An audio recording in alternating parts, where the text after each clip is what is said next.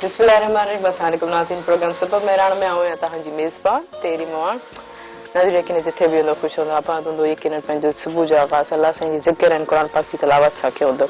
छो त ॾिसो असांजी सॼी ज़िंदगी में या सॼी रूटीन में जेके अहिड़ा कुझु टास्क हूंदा आहिनि त जेके अल्लाह साईं खे यादि करे जॾहिं करणु या कंहिं कम खे बि स्टार्ट करण खां बिस्मिल्लाह करण सां उहो कमु असांजो आसान थी वेंदो आहे।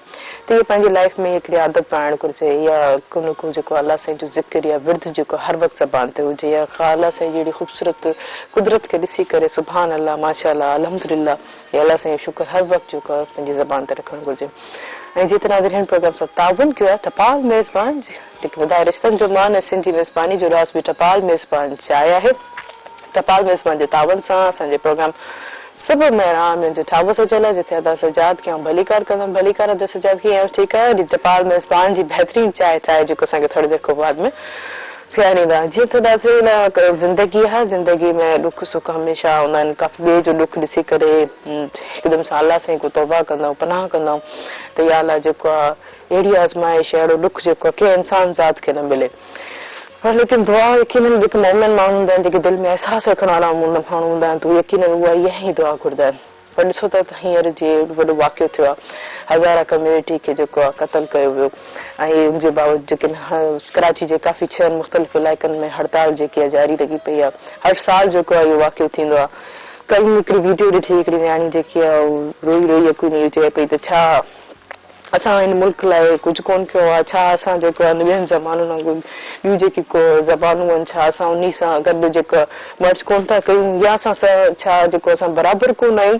ॾाढो ॾुख पियो थिए जॾहिं उहा जेकी हज़ारा न्याणी जेकी उहा ॻाल्हि कल्ह सोशल मीडिया ते उनजी वीडियो जेको बार बार वायरल थिए पई ॾुख थिए पियो। बसि सां छा चई सघिजे थो। हिननि जी जेकी डेड बॉडीज़ वग़ैरह रखी करे अल्लाह साईं बसि हिननि खे सब्र वतन फरमाए ऐं हिन जेके ज़ालिमनि खे दिलि में रहम फरमाए।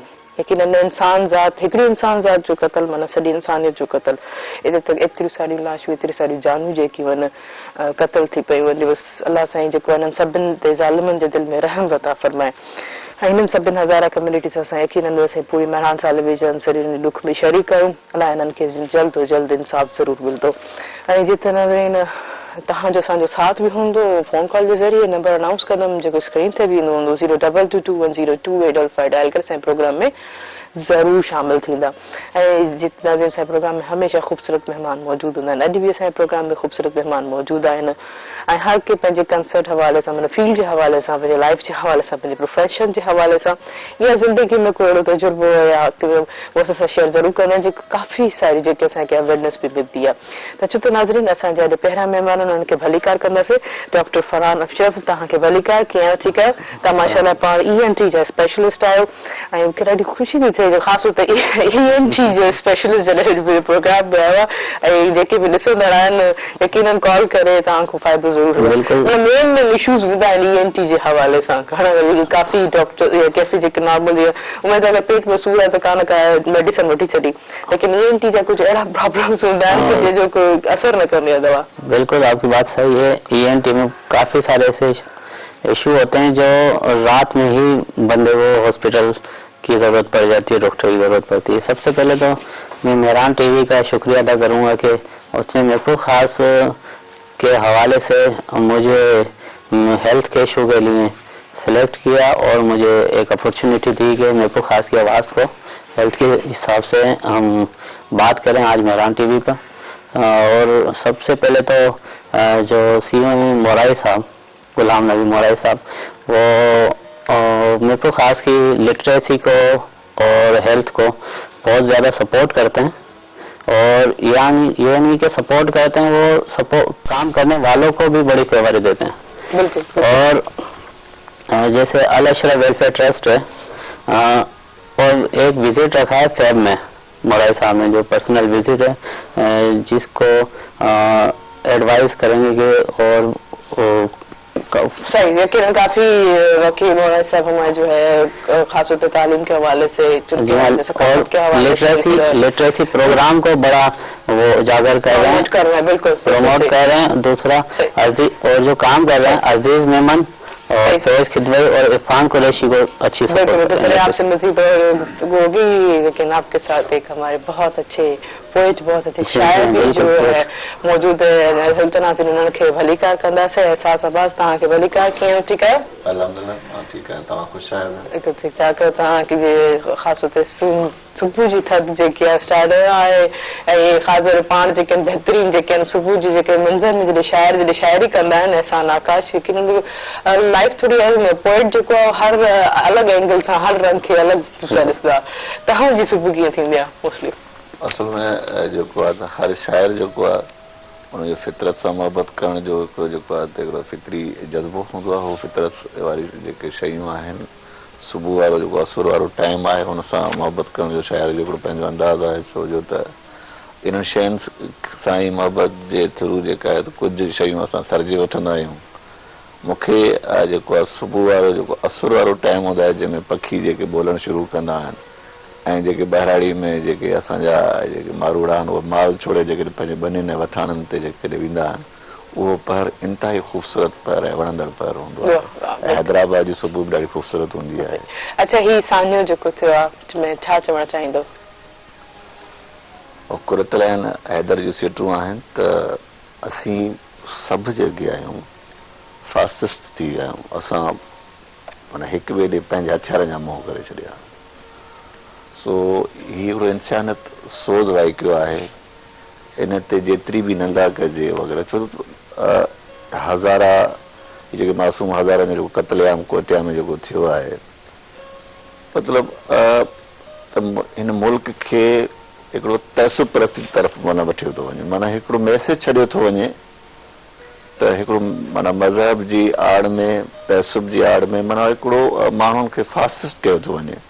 उन्हनि खे हिकिड़ो अजीब क़िस्म जो टास्क ॾेई कंहिंजे लाइ बि त फ़िलहाल तव्हांजो दुश्मन आहे, फ़िलहाल मसलक वारो, फ़िलहाल मज़हब वारो, फ़िलहाल फ़िरके सां वाबस्ता वारो, उहो तव्हांजे लाइ बज़ाते ख़ुदि जेका इंतिहाई ख़तरो आहे उनखे मारणु तव्हांजे लाइ जेको आहे वाजिबु आहे। सो इन टाइप जो जेको इंतिशार आहे, इन टाइप जो जेको तहसुब आहे, उहो मुल्क जे लाइ ईंदड़ असांजे नसुलनि जे लाइ इलाही ख़तरनाक आहे। ऐं इन ते जेतिरी बि निंदा कजे, जेतिरो बि अफ़सोस कजे, हिकिड़ो इंतिहाई जेको आहे त इंसानियत सोज़ जेको वाक़ियो आहे। तव्हांजी ॻाल्हि जी आहे त सोशल मीडिया ते उन्हनि जा लाश ॾिठासीं, इहो रोडनि ते पिया हुआ। इहे बार बार माना वीडियो क्लिप्स जेके अचनि थियूं, छो तव्हांजे हिकिड़ी नंढी ID में 5000 फ्रेंड्स था आहिनि ऐं हर जेकॾहिं ॿी पोस्ट जेका आहे उन हवाले सां हुजे त माण्हू माना जेकॾहिं सिर्फ़ु ॾींहं में 2-3 कलाक फेसबुक इस्तेमालु थो करे त स्ट्रेस बि थिए। बार बार उहे शयूं तव्हां क्लिक थियूं कनि जेको मां सम्झां थो जेको अहसासु रखंदड़ आहे, जंहिं माण्हू वटि हिकिड़ो अहसासु आहे, दर्द आहे, हिकिड़े इंसान जो ॿिए इंसान सां मोहबत करण जो जेको जज़्बो आहे, त जेकॾहिं हू अहिड़ा वाक़िया जिन सां हुनजी भली जेका आहे कंहिं बि क़िस्म जी जेका का लिंक न हुजे या जेको मज़हबी हिसाब सां हुनजो को बि या हुन माण्हू सां, पर इंसानियत जे नाते हिकु शइ क्लिक थिए थी तव्हांजे अंदर में। उहा शइ तव्हांखे जॾहिं क्लिक थिए थी त माना इंतिहाई तकलीफ़ अंदर में पैदा थिए थी। भली उहो शाइर न बि हुजे, पर अहसासु रखंदड़ जेकॾहिं आहे त इहा शइ। त हीअ जेके वाक़िया आहिनि त हीअ 2021 जो मतिलबु जेको असां सफ़र क़दम रखे चुका आहियूं, त हिन टाइप जो जेको वाक़ियो उहो कहिड़ो मैसेज थो ॾे? साल जो हिकिड़ो नयो आगाज़, रूडी पे असां हिकिड़ी नई उम्मीद रखीसीं त ख़ुशहाली थींदी। कोरोना माना असां हिकिड़े स्ट्रेस कोरोना वारे मां हेतिरे अमात ॾिसण खां पोइ हिकिड़ो माण्हू थोरो मज़बूत थियो। हाणे अञा वधीक उमेदूं आहिनि, नए साल में वधीक आशाऊं आहिनि असांजूं। त शुरूआत में ई हीउ जेको वाक़ियो आहे ऐं सो बि जेको आहे हिकिड़े माण्हू जो क़त्लेआम थो कोन्हे, अलाए केतिरनि मासूमनि बेगुनाहनि जो जेको आहे त क़त्लेआम आहे। ऐं उन ते बिल्कुलु जेका ख़ामोशी बि जेका आहे हुकूमत जे तरफ़ां जेको आहे त इन टाइप जे वाक़ियनि खे जेको आहे मुंझो ॾियणु घुरिजे। बिल्कुलु यकीनन को न को एक्शन या को न को एक्टिवेशन थियणु घुरिजे। यकीनन एतिरी सारी जारियूं जेके ज़ाया थी वञनि, हर इंसान हर ख़्वाहिश हिकु न को ख़्वाहिश रखंदो हूंदो, कंहिंजो को रूटीन हवाले सां या कंहिंजो को अहिड़ा टास्क हूंदा, को ज़िंदगी जा कुझु अहिड़ा मक़सद हूंदा जेके उनखे को पूरा करणा हूंदा। लेकिन इंसान ज़ात आहे या जीरो सा आहे तो ख्वाहिशूं, उम्मीदों या नया नया रिश्ता जेके जोड़ने की उनकी भी इच्छा होती है। तो आप क्या कहना चाहेंगे सानिया पे? सही बात है। ये जो हज़ारों में कत्लेआम हुआ है, हम उनके लिए पूरे अफसोस के अंदर शरीक हैं और एक ही दुआ कर सकते हैं कि हम उनके लिए अभी इस वक्त कुछ नहीं कर सकते कि उनके जो अहलो अयाल हैं, जो उनके खानदान है, उनको सब्र मिले, क्योंकि ये बहुत बड़ा सानिया है और उनको बेयर करना इस वक्त बहुत मुश्किल हालत में है। और गवर्नमेंट को इनकी पूरी सपोर्ट करनी चाहिए। जिन लोगों ने ये दहशतगर्दी की है उनको ट्रेस करें और जल्द से जल्द इनको जो उसका सजा होती है और उसको चाहिए ठीक है। अच्छा, ऐसा नाकाश सुबह जी तव्हां ॿुधाई त ख़ूबसूरत मंज़र है, ख़ूबसूरत नज़ारा हुजो गुज़र, पर मोस्टली जेको आहे उहे तव्हां कैजुअलिटी हटाए करे जे ख़ासि तौर ते एॾी सॼी सूरत हाल लॻी पई आहे कोरोना जो जेको एॾो वॾो स्ट्रेस असां खणी पाण ते मथो रहियो आहे, त तव्हांखे छा लॻंदो आहे इन सॼी सिचुएशन में पंहिंजी पीसफुल सुबुह कीअं करणु घुरिजे?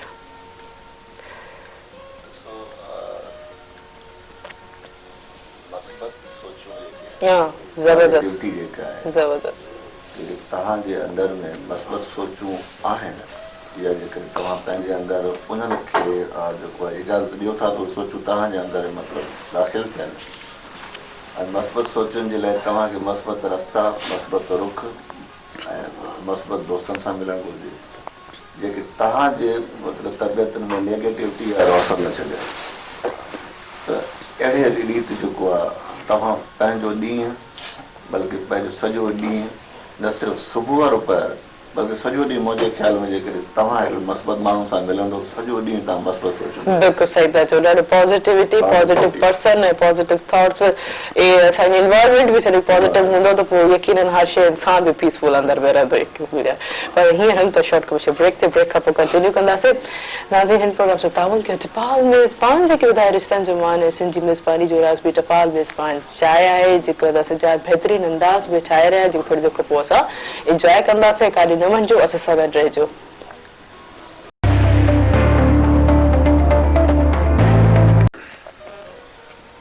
वेलकम बैक नाज़रीन प्रोग्राम से तावन के टपाल मेज़बान जेके ॿुधाए रिश्तनि जो मान ऐं सिंधी मेज़बानी जो राज़ बि टपाल मेज़बान चांहि आहे ऐं तव्हांजो साथ बि हूंदो फ़ोन कॉल जे ज़रिए। नंबर अनाउंस कंदमि जेको स्क्रीन ते बि ईंदो हूंदो 022210285 डायल करे प्रोग्राम में ज़रूरु शामिल थींदा।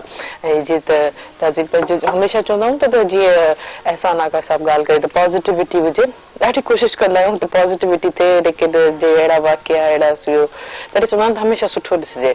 अगरि यकीनन अहिड़ा दिलि दहड़ जहिड़ा वाक़िया थियनि था त चलो ठीकु आहे, अफ़सोस थींदो आहे इन शइ जो, पर ख़ासि तौर ते ॿारनि खे चवणु चाहींदमि त इन शइ खां अवॉइड कजे, इन शइ खां पर उनखे सुठी तालीम, सुठी तरबियत या सुठी अट्रैक्शन वारी का शइ उन्हनि खे ॾेखारण लाइ ज़रूरी आहे। छो त हीअ एज हुननि जी ग्रोइंग एज हूंदी आहे, त हुननि में जेतिरा सुठा सुठा इख़लाक़, सुठी सुठियूं शयूं जिन्हनि जो माइंड में वेंदियूं त वॾा थी करे बि चवंदा त बसि हीअ शइ असांखे लाइफ असांखे ईअं ई गुज़ारणी आहे, नेगेटिव पहिरियों त हुननि खे ॾेखारणो ई कोन्हे।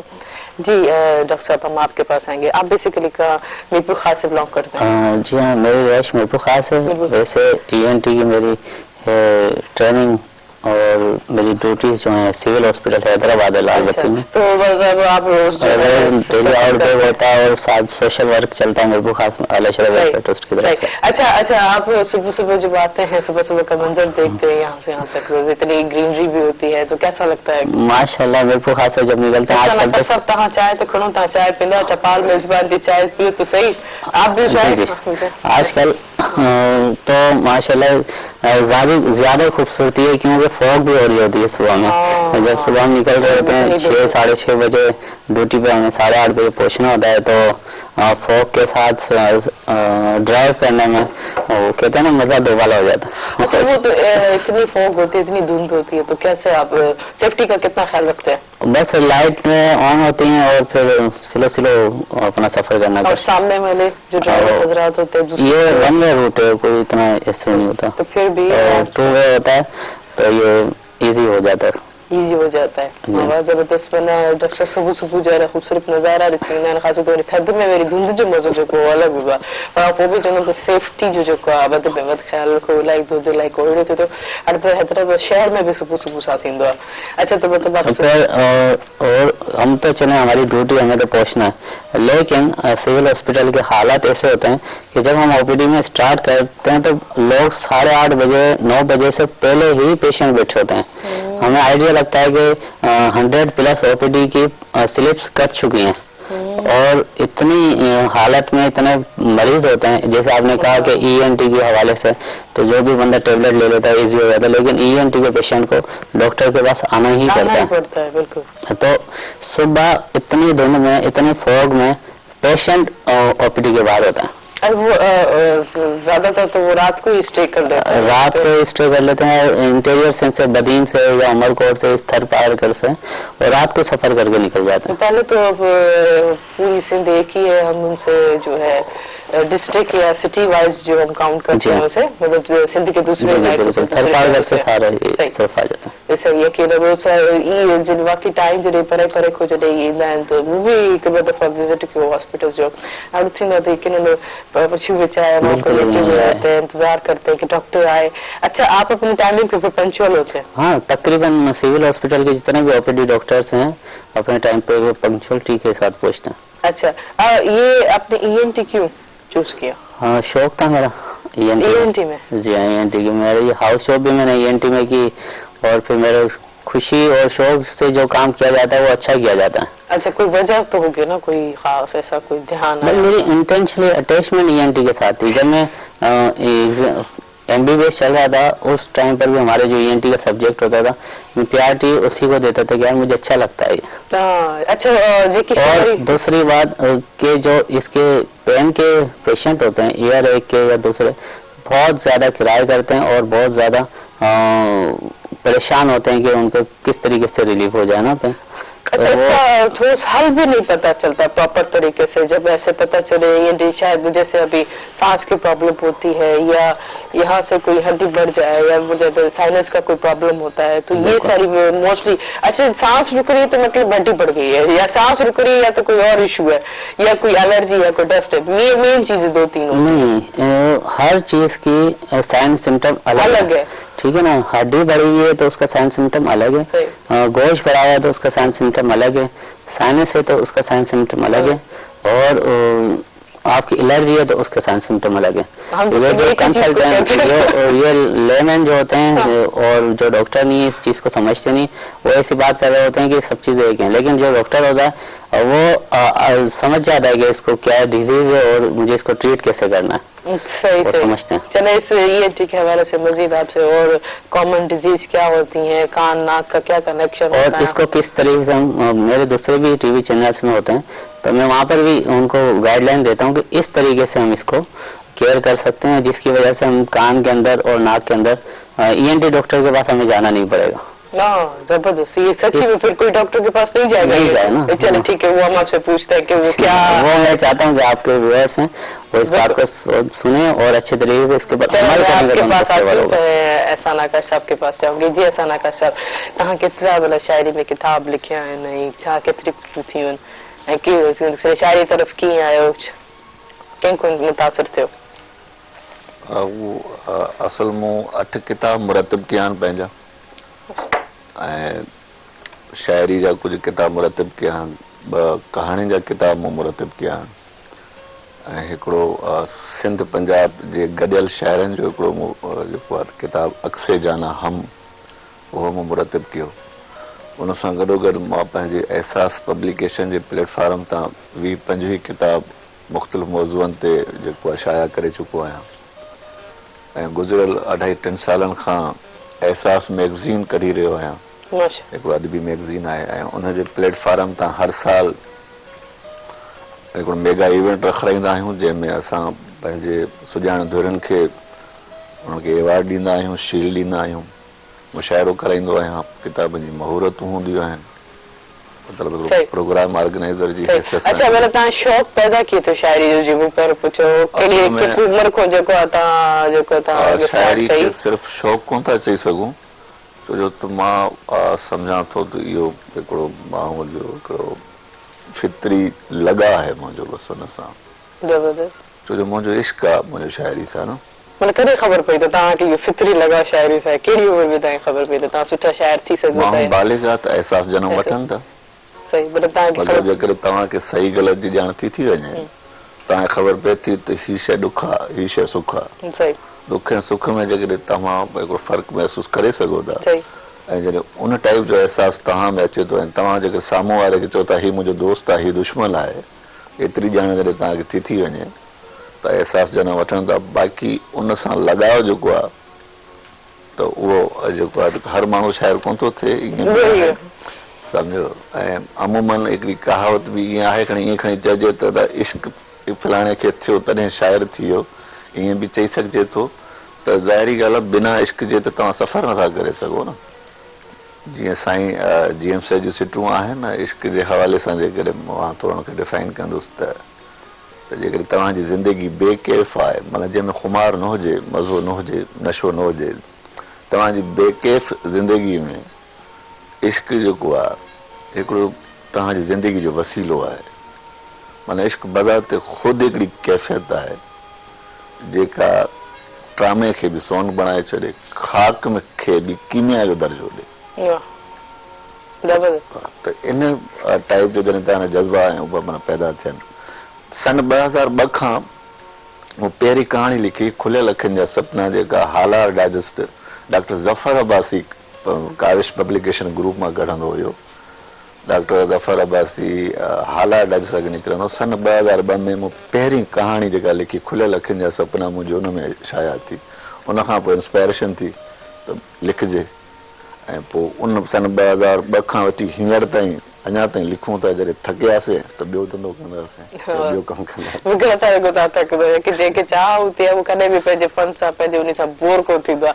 ऐं चाहींदमि त हीअ किताब जेके पिया आहिनि तव्हां असांजे व्यूअर्स खे ॾेखारींदा, तव्हांजा कहिड़ा कहिड़ा किताब जेके कुझु किताब मां खणी आयो आहियां। हीअ आहे जेको आहे त अक्से जाना हम, ही उर्दू ऐं सिंधी गॾियल जेका आहे, माना सिंध ऐं उर्दू जे हिन पंजाब जे शाइरनि जो हिकिड़ो गॾियल जेको मुश्तरका शाइरी जो किताबु आहे। हिन में ही जेके आहिनि सिंध ऐं पंजाब जा गॾियल तौरु जेके आहिनि। हीअ किताबु मुंहिंजो जेको आहे परे परे ताईं वियो आहे, ऑस्ट्रेलिया ताईं हीअ किताब बि मां मोकिले चुको आहियां दोस्तनि खे। हीअ अक्से जाना हम ही मुंहिंजो मुरतिब कयल आहे। मां कुझु मख़सूस किताब खणी आहियां शाइरी जे हवाले सां। हीअ आहे नज़मनि जो देस आहे, जेको रिसेंटली मार्च में कोरोना खां पोइ वारे टाइम में हीअ मूं मुरतिब कयो। हा, हीअ बि हिकिड़ो जेको आहे हिन में बि सिंध जा मुख़्तलिफ़ जेके सीनियर ऐं जूनियर जेके कवि हिन में शामिल आहिनि। उनखां पोइ सहरा मंझि सदा, सहरा मंझि, हीअ वफ़ा नाथन शाह जी सिट आहे। सहरा मंझि सदा उतां खयल आहे। हीअ मुंहिंजो मुरतिब थियल आहे। हिन में बि जेके आहिनि गॾियल तौरु सिंध जा सीनियर ऐं जूनियर जेके आहिनि शाइर, उहे हिन में शामिल आहिनि। ऐं ॿियो ही कहाणियुनि जो मजमू आहे सपननि जो पधर। सपननि जो पधर, सपननि जो पधर। पधर ज़मीन खे असां सड़ींदा आहियूं, धरती खे सड़ींदा आहियूं। इन में ही जेके सीनियर ऐं जूनियर जेके सिंध जा कहाणीकार आहिनि नाले वारा, उन्हनि जूं कहाणियूं हिन में शामिल आहिनि, जेको मूं किताब मुरतिब कयो आहे। हीअ हिकिड़ो किताबु। ॿियो असांजो ही एहसास मैगज़ीन गुज़िरियल जेको आहे निकिरे पोइ हीअ असांजो पर्चो नवंबर जो पर्चो आहे। हीअ एहसास मैगज़ीन आहे। सो ही असांजो। ऐं उहो शाइर जी हैसियत सां तव्हां खां इजाज़त इहा ई वठंदासीं त असां हिकिड़ो गज़ल जेकॾहिं ॿुधायूं तव्हां, छो जो त उहो शाइर कुझु न ॿुधाए त वरी जेका आहे त उनमें सही यकीनन शायद तव्हां मौजूद आहियो त तव्हां को काफ़ी सारी गज़लूं भी ॿुधासीं, पर जिस ताईं तव्हां पंहिंजी गज़ल चूंडे बैठो था वो डॉक्टर ने दी वजह। जी डॉक्टर, आपको कितना लगा हुआ है किताबों से? आपकी फेवरेट किताब कौन सी जो अब तक आपको पढ़ना चाहे तो दोबारा वही एहसास वही मजा दे?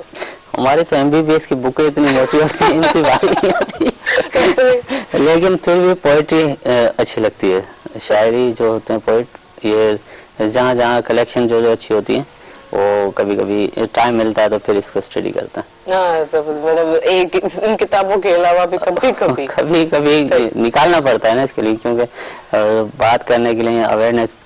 और कौन सी आपकी मोस्टली वो किताब होती है? बस कलेक्शन पोइट्री जो भी है। अच्छा, मतलब नॉलेजेबल है अवेयरनेस के हिसाब से, और इनकरेज होते हैं कि जैसे एक शेर मुझे हजारों वालों को याद आ रहा था कि पतझड़ के बाद आते हैं दिन भार के, जीना क्या जीवन से हार के, कि कोई भी वक्त के बाद अच्छे दिन आएंगे। आप इस बात को ये सोच के नहीं अपने आप को डिसार्ट होंगे हमारी ज़िंदगी ख़त्म हो गई, लेकिन अल्लाह ताला आगे आपको वो सारी चीज़ें गुजारने के बाद एक अच्छी आपको राह नज़र आएगी। जबरदस्त, बिल्कुल बिल्कुल यकीनन एतिरो जिथे ज़ुल्म जबर थींदो आहे एतिरा इंसान जेको दुख ते यकीन अल्लाह मथे मौजूद आहे हर कोई उनको ही दुआ घुरंदो वॾी खे ॾींदो त इन्हनि रहम इंसाफ़ ज़रूर कंदो सही ॻाल्हि आहे।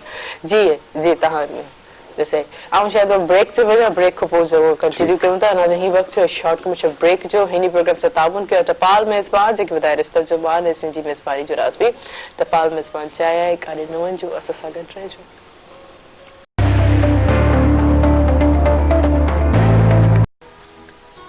वेलकम बैक नाज़रीन प्रोग्राम से ताबुन कयो टपाल मेज़बान जेके वधाए रिश्तनि जो मान ऐं सिंधी मेज़बानी जो राज़ बि टपाल मेज़बान चाहिया है तव्हांजे साथ भी हूंदो फोन कॉल जे ज़रिए नंबर अनाउंस कंदमि जेको स्क्रीन ते बि हूंदो 0222102 डायल करे असांजे प्रोग्राम में ज़रूरु शामिल थींदा। जी एहसान आकाश साहब तव्हां ॾींदासीं कहिड़ी गज़ल असांखे तव्हां ॿुधाईंदा? गज़ल आहे मुंहिंजो मतिलबु त जीअण जो को एहसास लिखूं जीअण जो को एहसास लिखूं नओं हित को इतिहास लिखूं जीअण जो को एहसास लिखूं अथम पक हू नाराज़ बि आहे अथम पक हूअ नाराज़ बि आहे वरी परचाव जो विश्वास लिखूं जीअण जो को एहसास लिखूं न ॼाण त जीवन खे छा घुर्ज न ॼाण त जीवन खे छा घुर्ज ग़रीबी जो भी क्यास लिखूं जीअण जो को एहसास लिखूं अना जी भित खुद रही पवे अना जी भित खुद रही पवे अहिड़ो जाना इब्यास लिखूं जीअण जो को एहसास लिखूं मजाजी इश्क में आओ गजी मजाजी इश्क में आओ गजी वफ़ा जा के अलमास लिखूं जीअण जो को एहसास लिखूं नओं हित को इतिहास लिखूं। वाह जबरदस्त प्रोग्राम में गज़ल हुयो जबरदस्त थैंक इलाही ख़ूबसूरत जेकी गज़ल हुई। अच्छा शाइर जेको हमेशा हर ज़िंदगी जे कुझु अहिड़े पहलुनि खे पंहिंजे अल्फाज़नि जी झूठ में लिखी उतारींदो आहे लेकिन हर इंसान जॾहिं ॿुधंदो चवंदो त शायदि ही मुंहिंजे दिलि जी आवाज़ आहे ही अल्फाज़ जेके आहिनि ही मुंहिंजी सिचुएशन्स ते या मुंहिंजी कंडीशन्स ते ईअं भला छो थींदो आहे शाइर एतिरो डीपली जेका ॿियनि जे फीलिंग्स खे कीअं बयानु कंदो आहे?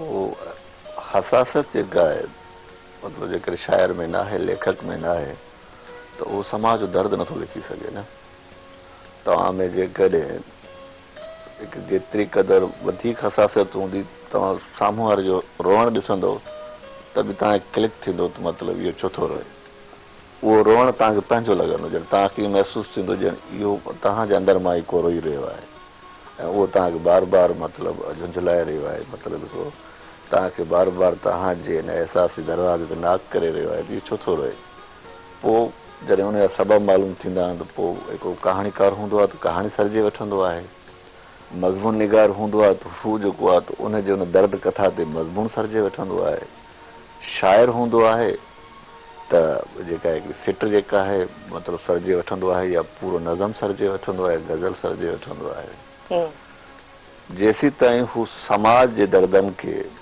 पंहिंजा दर्द न सम्झंदो मतिलबु हिकु इज्तिमाही जेका आहे हसासत न रखंदो इनफरादी खां हटी करे त सिर्फ़ु जेका आहे त मूं वटि जेका तकलीफ़ आहे उहा ई मुंहिंजे लाइ माना रखे जेकर मूंसां जेको कुझु गुज़रियो आहे मां उन ते कलम खणा पर जेकॾहिं समाज में जेको कुझु ॾुख ॾोलापा जा जेके बि मतिलबु शयूं आहिनि ऐं उहे मूंखे बार बार पेची जेके सॾे रहियूं आहिनि त असां सां हेॾो पीस आहे तूं लेखक आहीं तूं अदीब आहीं शाइर आहीं मूं ते कलम छो नथो खणी हसासियत जो जेको हिकिड़ो तालुक़ु आहे उहो हर शाइर में जेका आहे त कंहिंमें घणो आहे पर मां सम्झां थो इन मुक़ाबले में त मां इन कम से कम हसासियत वारे दायरे में कुझु वधीक जेको आहे त पाण खे महसूसु कंदो आहियां जो मूंखे तकलीफ़ थींदी आहे पोइ बसि हिकिड़ो पंहिंजो क़ौमी फ़र्ज़ु खणी चइजे छो शाइर जेको आहे ॿिए हाणे उन दर्द जो जेकॾहिं दरमान न बि थी सघे त लफ़्ज़नि जे ज़रिए पंहिंजे लिखण जे ज़रिए दरमान तव्हां थी सघो था बिल्कुलु सही यकीनन पोइ पढ़ण वारे खे बि थोरो चलो उहे अल्फाज़ हुन वटि कोन हूंदा आहिनि कुझु बयानु करण लाइक़ लेकिन कुझु अहिड़ी लिखणी कुझु अहिड़ी जेकी लिखाई जेकी आहे त हुनजे दर्द कंहिंजे ॾुख खे अल्फाज़ ॾेई छॾंदी आहे। अच्छा जी डॉक्टर साहब ENT का सबसे पहला और कॉमन इशू क्या होता है? ईएनटी के हवाले से हम बात करते हैं, मैं चाहता हूँ कि तफसीली हम बात करें, क्योंकि जो व्यूअर्स हैं उनको यहाँ हमारे आने का कोई ना कोई उनको मकसद हल हो जाए और उनको कुछ ना कुछ फेवर हो जाए, फ़ायदा हो। इन्वायरमेंट के हिसाब से जैसे हैदराबाद और कराची में ईएनटी के 2 अलग अलग कास्ट होते हैं। किसी जगह पर नाक के पेशेंट ज़्यादा होते हैं, किसी जगह पर कान के। जैसे हम हैदराबाद में बैठे हैं तो हैदराबाद के व्यूअर्स ज़्यादा होंगे, तो हैदराबाद में पेशेंट हमारे पास ज़्यादा आते हैं एयर एक के साथ, कान के दर्द के साथ, इचिंग के साथ। कान में हमारे खारिश होती है, इचिंग, गाड़ी चलती है, मोबाइल की आवाज़ विस्लिंग होती है, तो हमारे कान के अंदर शोर आ जाता है या खारिश बहुत हो रही है। तो इनके लिए ज़्यादा हम हिस्ट्री में जाते हैं उसकी, तो ये हमें कहते हैं कि कॉटन बेड हम इस्तेमाल करते हैं। कॉटन बेड कान साफ करने के लिए, या कांटा हो गया, वो कांटा हो गया, चाबी हो गई, माचिस की तिल्ली हो गई जो साफ पेशेंट फिर ज़्यादा होता है। कभी कभी तो हमें भी गुस्सा आ रहा होता है, यार हम इनको इतना समझाते हैं, आप क्यों इतना इस्तेमाल करते हैं। वो बहुत दफ़ा ऐसा होता है कि हम समझा के उसको, पेशेंट को प्रिस्क्राइब कर देते हैं दवाई, वो उसकी तरफ देखते हैं वो कहाँ चाबी से लगा हुआ है, फिर भी उधर ही बैठा हुआ है। यार आप क्या कर रहे हैं, यार डॉक्टर साहब खारिश हो रही है, क्या कर रहे हो। फिर हम बोलते हैं यार खारिश नहीं होगी, दर्द नहीं होगा, इस कान को सिर्फ सुनने के लिए रखो, खेलने के लिए नहीं रखो। सही। तो वो सबसे पहले तो हैदराबाद वालों के लिए कि कान के अंदर माचिस की तिल्ली, कॉटन बड, चाबी, कुछ भी चीज आप इस्तेमाल करें। हैदराबाद वालों के लिए ना कहना। नहीं मतलब ये इनके साथ तो ज्यादा मसला है। अच्छा सही। वो आपकी बात सुनने के बाद ये नहीं यूज करेंगे। फिर वरना भले यूज करें, हम तो 24 आवर हमारा ईएनटी डिपार्टमेंट हैदराबाद में चलता है, लाल बत्ती में। तो वो आखिर उसकी सफाई किस तरह होनी, इतनी सारी वैक्स जमा हो जाती है, देखें कि कभी पोल्यूशन से, हवा से, मिट्टी से, ज्यादा सुनने से, तो कोई तरीका सुनो। जी आपने बहुत अच्छा सवाल किया है। लोग बोलते हैं कि सबका यही सवाल होता है कि हम फिर कैसे इसको साफ करें।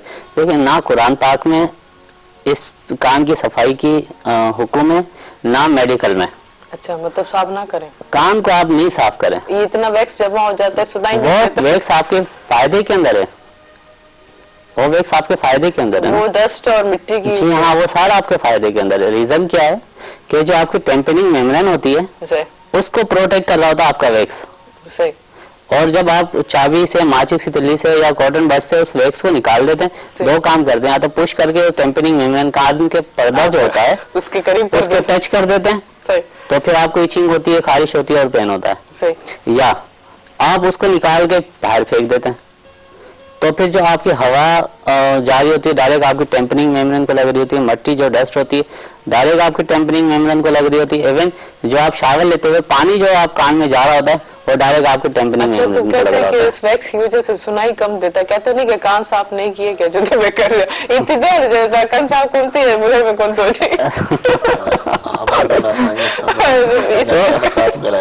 नहीं, ये देखें, आपको एक चीज नजर नहीं आ रही तो आप उसको साफ ही नहीं कर सकते। अच्छा, इसमें इन्फेक्शन नहीं पैदा होता? इन्फेक्शन साफ करने के बाद पैदा होता है।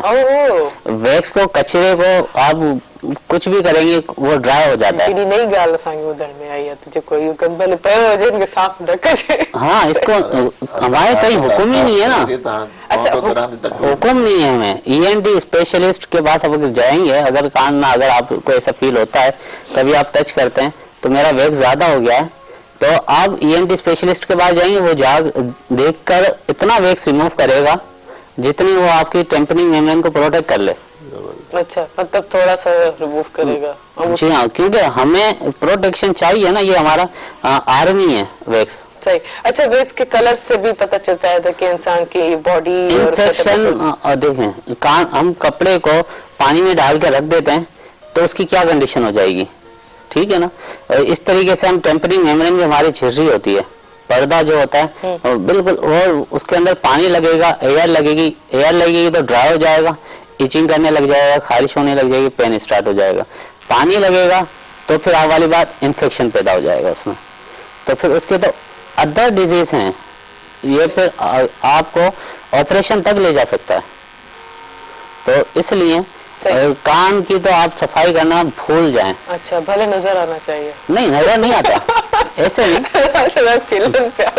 नहीं, नजर नहीं आता, सही। जो आप शावर लेते हैं उसके बाद जो टॉवल है, सही। टॉवल से सिर्फ ऊपर सही। साफ एयर साफ अच्छा, ये सारी जो इश्यूज है, और आप मैं वैक्स के हवाले से जो मैंने कलर्स के हवाले से पूछा कि उसमें काफी कलर्स होते हैं, वो भी मैंने थोड़ा बहुत पढ़ा है मैं उसी हवाले से कि उसी जो स्टडी कलर्स उसमें बताता है कि आपके बॉडी टेम्परेचर क्या है, या आपका जो है स्टमक जो है वो भी इंडिकेट करता है इसे। क्या ऐसा सही है इस तरह से? और बच्चों के जो अक्सर हम जो साफ करते हैं वो बच्चों के हवाले से वो थोड़ा बता दें। बच्चों के हवाले से आप जिस स्कूलों में स्कूलिंग होती है उसके अंदर स्विमिंग की क्लासेस होती हैं, टीचर्स बोलते हैं स्विमिंग प्लग्स लेकर आ जाएं। हाँ, वो कान बंद करने के। रीजन क्या है इसका? रीजन ये है कि स्विमिंग प्लग्स नहीं पहनेंगे, जो उनका वैक्स है वो मेल्ट होकर बाहर निकल जाएगा, कान के पर्दे में पानी जाएगा और कान खराब हो जाएंगे। सही। तो बच्चों के हवाले से जो मदर्स वॉश करती हैं बच्चों के कान को, उनको नहीं करना चाहिए। अगर करना हो तो स्कूल टीचर्स उनको स्विमिंग प्लग क्यों मंगाएं? अच्छी बात है, वॉश होकर खुद ही निकल रहा है। सही। तो ऐसा नहीं करना चाहिए, मदर्स को इसको प्रोटेक्ट करना चाहिए। और वॉशिंग तो उनको करनी ही नहीं है बच्चे के कान को, क्योंकि उनकी बड़े का टेम्पनिंग मेम्ब्रेन तो चलो कुछ अरसे तक उसको बियर कर लेती है प्रेशर को, लेकिन बच्चों के यार तो बिल्कुल नहीं करते हैं। सही। अच्छा, इनसे ज्यादा जो मदर फीड करने वाले बच्चे हैं उनके लिए मजीद कॉम्प्लिकेशंस हैं। अच्छा, वो किस तरह? जैसे कि बच्चों को छोटे जो मदर फीड कर रहे होते हैं, मदर सोते हुए मदर फीड करा रही होती हैं। क्या होता है कि एक ट्यूब मुंह की कान की तरफ जा रही होती है, जो बच्चा फीड कर रहा होता है लेट के, तो उसकी सारी फीडिंग जा रही होती है कान की तरफ। भले उसकी मदर वॉश नहीं करे कान को, लेकिन जो उसका फीड होता है वो इन्फेक्शन कर रहा होता है कान के अंदर। फिर वो बच्चा शोर रोता है, कान को पकड़ता है। बहुत सारे मरीज आते हैं हमारी डेली बेसिस पे, 100+ मरीज ऐसे होते हैं कि छोटे छोटे बच्चे हैं, डॉक्टर साहब इसको ये हम 6 महीने से दवाइयाँ पिला रहे हैं। ये हम बोलते हैं कि आप 50 डॉक्टर बदली कर लें या 500 डॉक्टर बदली कर लें, अगर आप अपनी एक्टिविटी चेंज नहीं करते तो आप ऐसे किसी और डॉक्टर के पास खड़े होंगे और फिर उसको बोलेंगे मैंने उस डॉक्टर को चेक करा था, कोई फायदा नहीं। तरीकेकार जो फीड का है वो चेंज करना जरूरी है। चेंज करना, बैठ के फीड कराएं और उसकी अपवर्ड कंडीशन में उसको बच्चे को रखें, जो उसके गले में फीड जा रहा हो, कान की तरफ नहीं जा रहा हो। सही। अच्छा, इसी हवाले से ओपेक्स के हवाले से कुछ और भी क्यूरीज होती हैं, वो भी डिस्कस में जरूर करेंगे। जैसे पर जैसे आप कह रहे हैं इन्फेक्शन नहीं होता, लेकिन मोस्टली कुछ ऐसे फंगस टाइप्स का हो जाता है, वो बिल्कुल कान से बहने लगता है, वो भी ज्यादा इश्यूज होते हैं। उसी हवाले से हम मजीद आपसे डिस्कस करेंगे, लेकिन निकले शॉर्ट कमर्शियल ब्रेक खपो। नाज़रीन, ही वक्त शॉर्ट कमर्शियल ब्रेक जो हिंदी प्रोग्राम 57 के टपाल मेज़बान जेके वधाए रिश्तनि जो मान ऐं सिंधी मेज़बानी जो रास भी टपाल मेज़बान चाहिए है काली नमन जो असां सां गॾु रहिजो।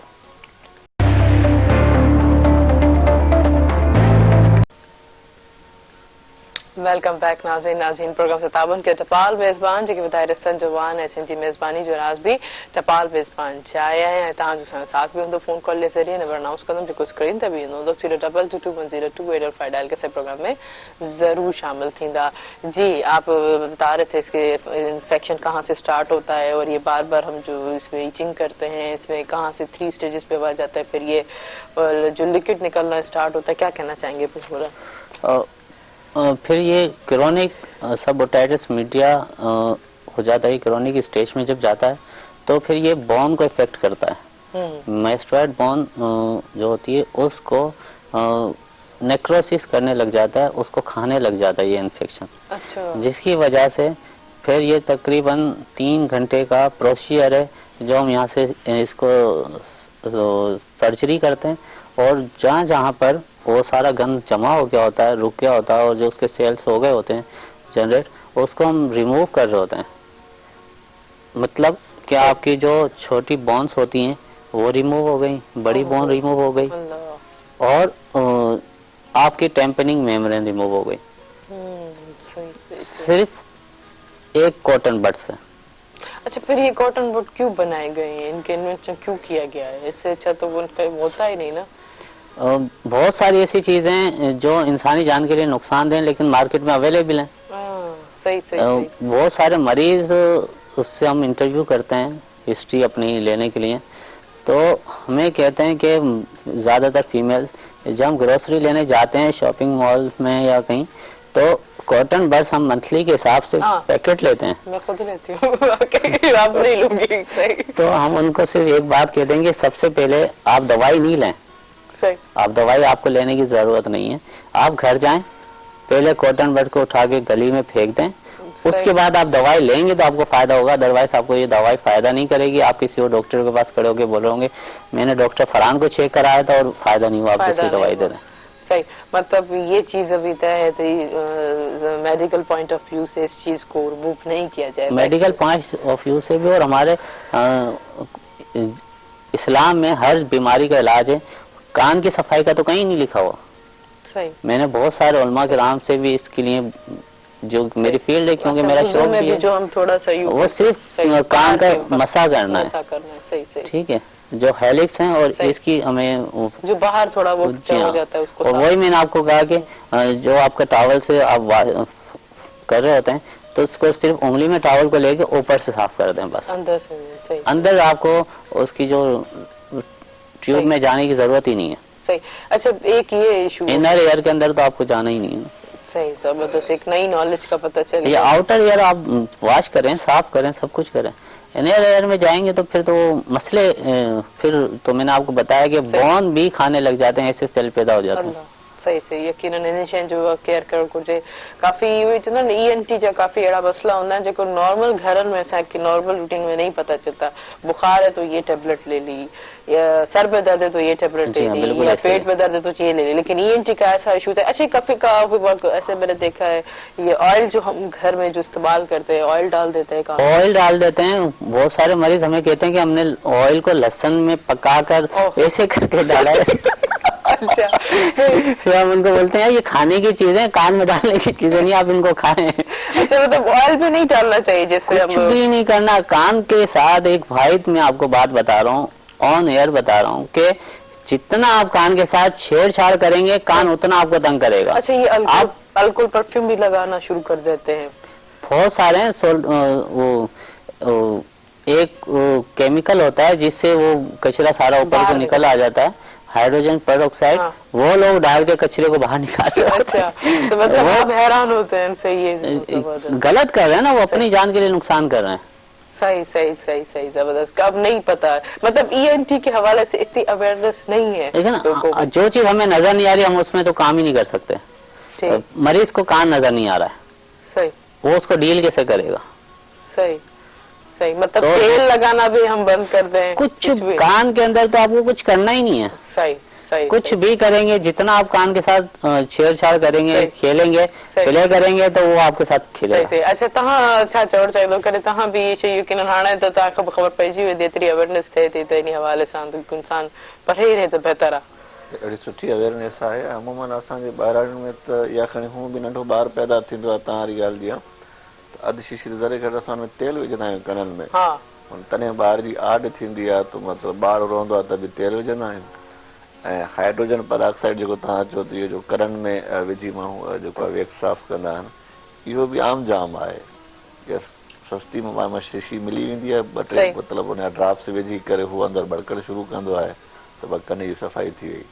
ऐं ॿियो वरी अॼुकल्ह ॿाहिराड़ी आहे, उसे पासे में कुझु ॿिया बि जेके आहिनि सैलानी टाइप जा हिकिड़ा माण्हू ईंदा आहिनि कान की सफ़ाई करवाए। हिकिड़ा ग्रुप ईंदा आहिनि, दरवाज़ो खड़काए भई असां आया आहियूं तव्हां कन जी सफ़ाई कयूं, तव्हां कन में ॾाढी सुठी अवेयरनेस है। अच्छा, मतलब देखिए ये एक कहते हैं ना कि एक अवेयरनेस एक अच्छी होनी चाहिए जिसमें फायदा होना चाहिए और ऑथेंटिक होनी चाहिए। इस तरह के क्विक्स जो है बहुत सारी अवेयरनेस भी दे रहे होते हैं। जैसे उन्होंने कहा कि डोर टू डोर भी ये चीज चल रही है।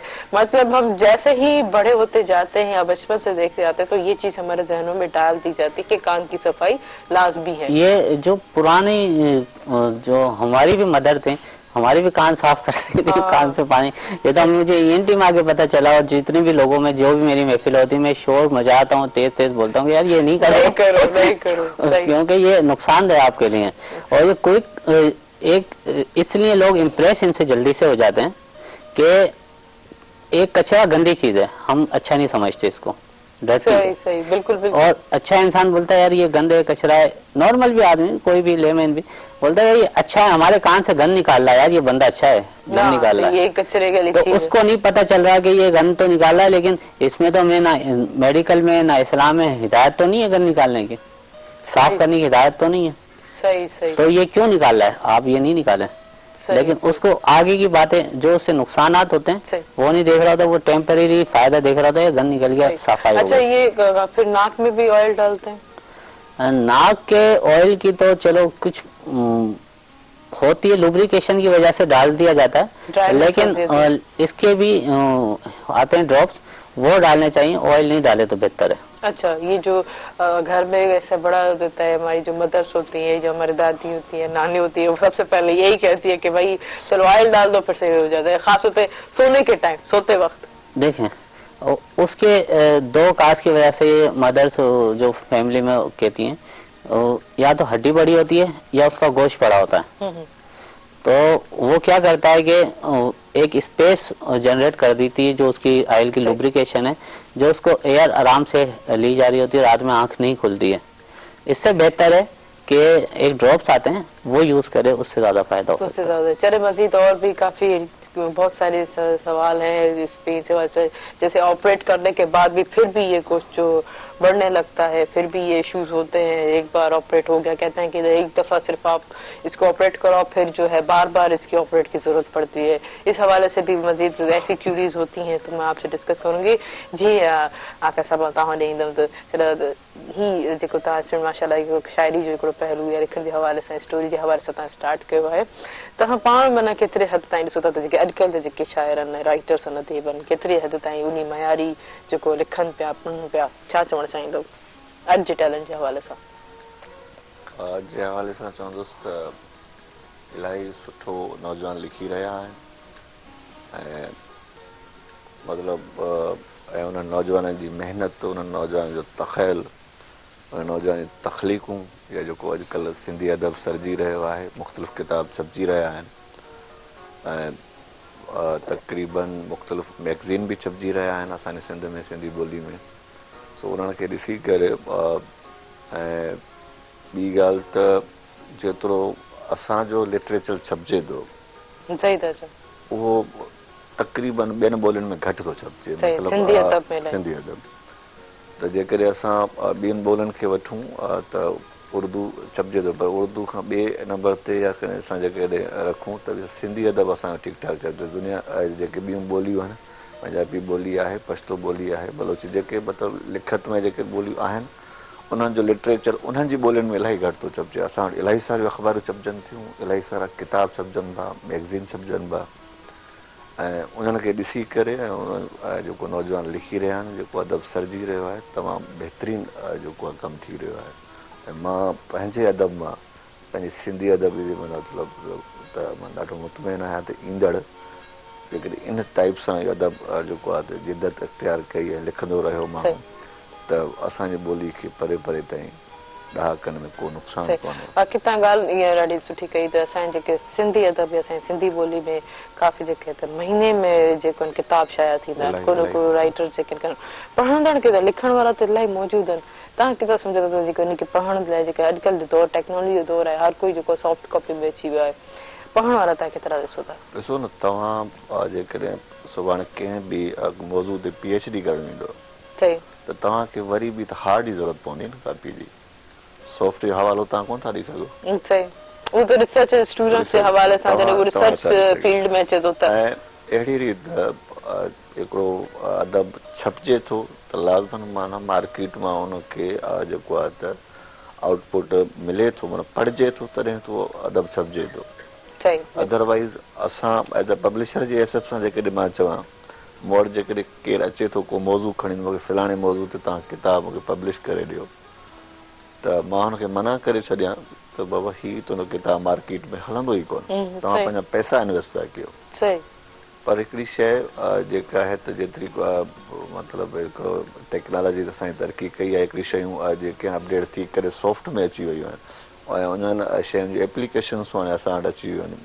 पर तंहिं हूंदे बि जेके अॻे जीअं माण्हू जेके कुतुब खाना लाइब्रेरी तबाह कंदा हुआ, सही। त कंहिं बि मुल्क ते हमिलो कयो, पहिरां जी लाइब्रेरी तबाह कयो, त उहो किताब साड़े छॾींदा हुआ, दरिया जे नज़र करे छॾींदा हुआ, त उन खे ॾिठो वञे त हींअर बि जेको आहे असां वटि जेको आहे त जेतिरो अदब छपिजे थो त सॉफ्ट जी निस्बत में मतिलबु जहिड़ो पढ़िजे बि थो। इहा ॿी ॻाल्हि आहे त जेको आहे हर जेको आहे फ़िक्र जो माण्हू ॿियो आहे, कंहिंखे मज़मूननि सां चाह आहे त उनजे लाइ जेकॾहिं मज़मून जा किताब मार्केट में कुझु घटि पाशाया थियनि त हुनजी दिलचस्पी उन हिसाब सां आहे। जेकॾहिं हिकिड़ो कहाणीकार आहे त उहो सिर्फ़ु कहाणी पढ़ंदो, नसर पढ़ंदो, ऐं जेको शाइर आहे त कोशिशि कंदो शाइरी जो मां ॾिसां कहिड़ो किताब आयो आहे मार्केट में, मां उहो थोरो पढ़ी ॾिसां। हर कंहिंजी मिज़ाज आहे जेको इंसान स्टडी करणु चाहे थो, लेकिन नॉलेज अगरि असां इंसान पंहिंजे अंदरि विझंदासीं त पढ़ण सां ई थींदी। ॿिए जो दिमाग़ या ॿिए जो माइंड जेको छा लिखियो आहे, पंहिंजा अल्फाज़ छा ॾिना आहिनि किताब में, कीअं छॾिया आहिनि, त उन जे हवाले सां ख़बर पइजी वेंदी आहे। बिल्कुलु सही, ज़बरदस्त। चवंदासीं हीअं हणूं था शॉर्ट कमर्शियल ब्रेक ते। हिन प्रोग्राम सां ताउन कयो टपाल मेज़बान जेके ॿुधाए रिश्तनि जो मान, सिंध जी मेज़बानी रास बि टपाल मेज़बान चाहे है काॾे न वञिजो, असां सां गॾु रहिजो।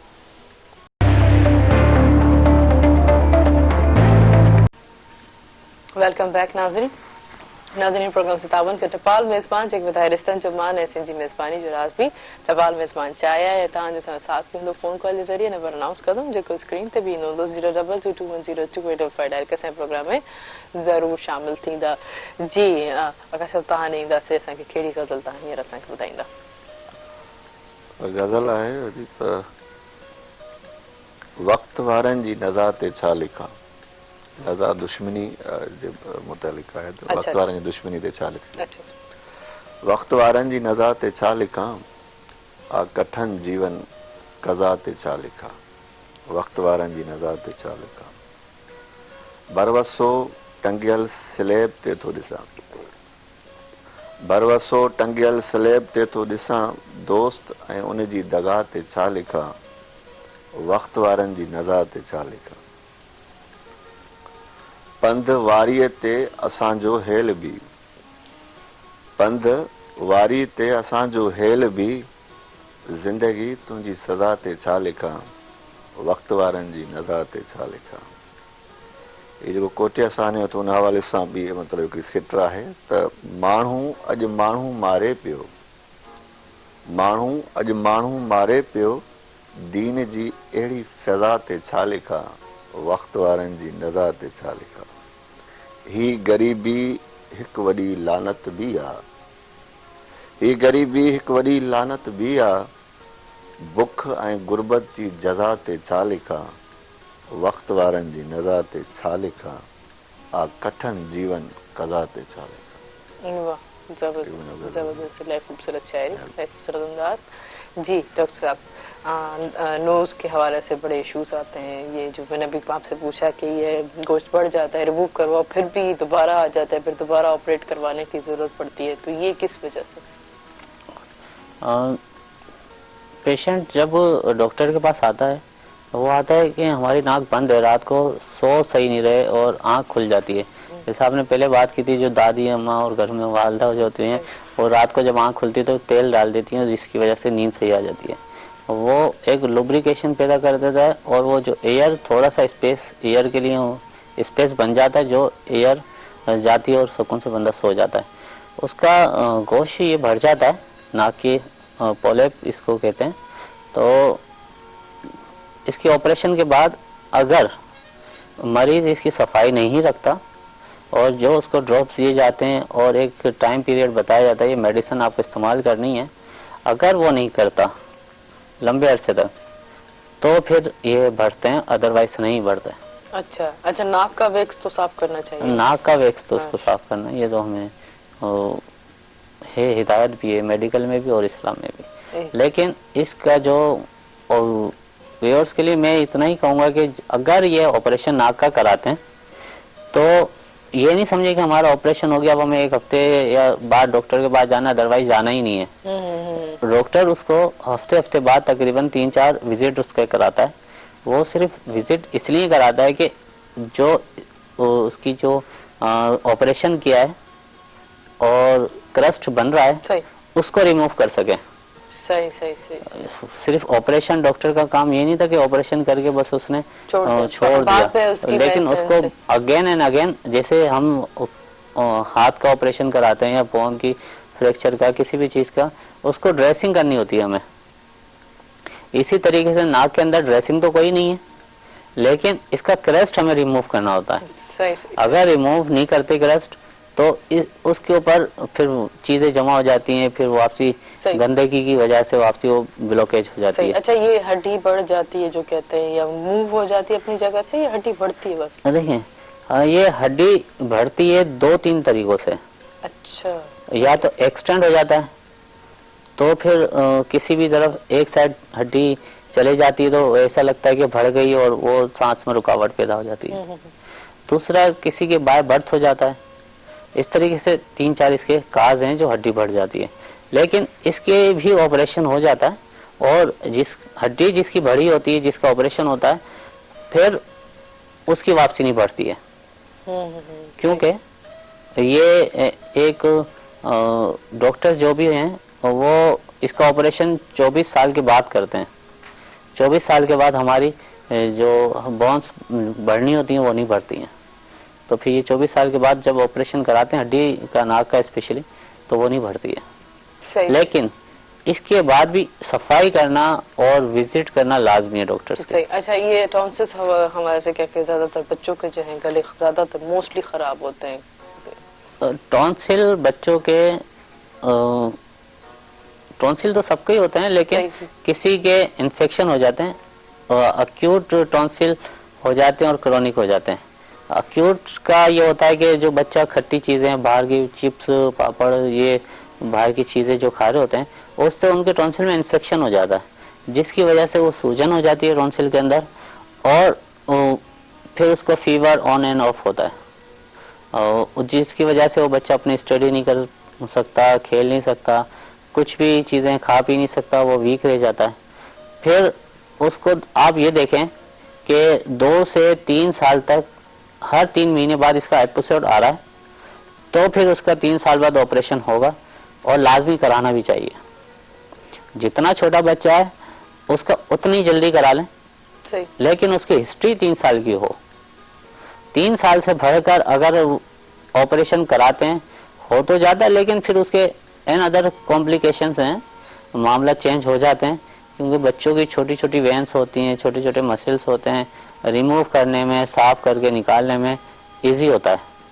और जितना बड़ा होता जाता है, डॉक्टर्स तो करते हैं, लेकिन मरीज के लिए थोड़े से मुश्किल है, वो पेन ज्यादा अरसे तक रहेगा, जो उसके वोन होंगे वो हील होने में टाइम अच्छा, लेंगे। ये चीज यहाँ नौबत ही नहीं आनी चाहिए, तो आप क्या एडवाइस देंगे मदर्स को, जो बच्चों को आप इस तरह से केयर करें, इस चीज से अवॉइड करें, क्या खाने में देना चाहिए, क्या पीने में देना चाहिए?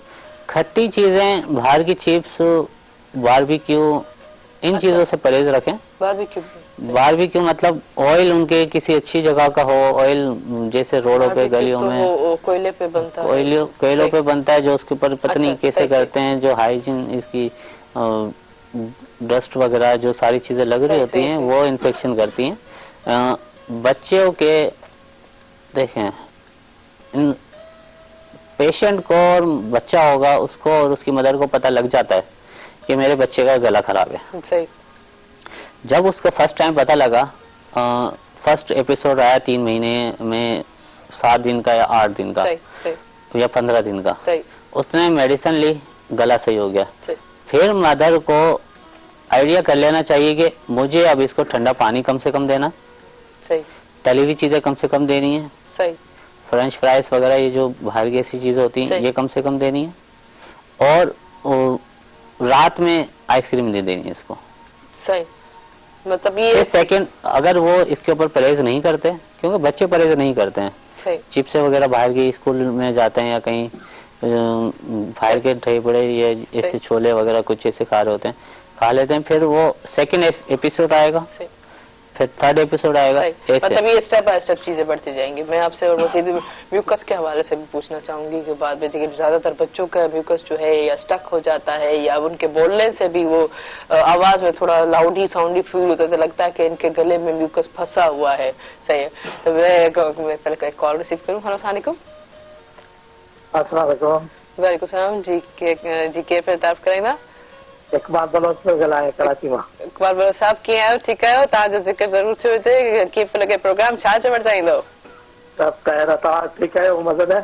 बिल्कुलु ठीकु ठाक छा चवणु चाहींदो अॼु आकाश साहब असां सां मौजूदु आहिनि हा बिल्कुलु बिल्कुलु अहसान आकाश असांजो दोस्त असांजो पंहिंजो सिंध जो शाइर महिरबानी सर महिरबानी मौजूदु आहे अहसान आकाश साहब साईं सिंध मौजूद ख़ुशि आहियो ख़ैर तबियतूं ठीकु आहिनि ठीकु आहियो तव्हां ठीकु आहे तव्हांखे मुबारकबाद ॾाढियूं तव्हांजी जेका आहे कार ते ॾाढी ख़ुशी थी आहे मौला तव्हांखे सलामत रखे हमेशह ज़िंदाबाद हुजो आबाद हुजो मौला ख़ुशि कंदो कीअं आहे कराची जी मौसम कीअं आहे इकबाल बलो साहब कराची में सीउ घटि आहे सीउ पहिरियों ख़ासि कोन्हे अच्छा कुझु ख़ासि कोन्हे अच्छा ही जेकी सूरत हाल थिए पई कराची में जेकी हड़ताल जी में छा चवणु चाहींदो जेकी वाक़ियो कल्ह खां सुरता थोरी आहे कराची जा रोड रस्ता सभु बंदि लॻा पिया आहिनि ऐं मछ वारे वाक़े ते हज़ारा वारे वाक़े ते जी जी हिते अफ़सोसनाक वाक़ियो आहे पंहिंजो